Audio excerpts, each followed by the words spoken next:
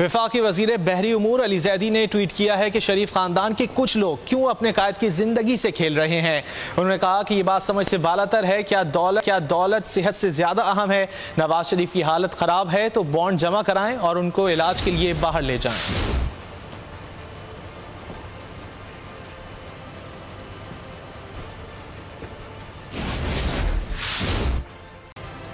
वफाकी वज़ीर बहरी उमूर अली ज़ैदी ने ट्वीट किया है कि शरीफ ख़ानदान के कुछ लोग क्यों अपने कायद की ज़िंदगी से खेल रहे हैं। उन्होंने कहा कि ये बात समझ से बालातर है। क्या दौलत सेहत से ज़्यादा अहम है?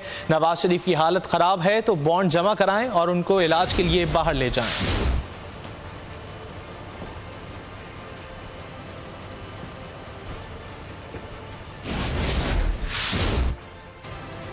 वफाकी वज़ीर बहरी उमूर अली ज़ैदी ने ट्वीट किया है कि शरीफ ख़ानदान के कुछ लोग क्यों अपने कायद की ज़िंदगी से खेल रहे हैं। उन्होंने कहा कि ये बात समझ से बालातर है। क्या दौलत सेहत से ज़्यादा अहम है?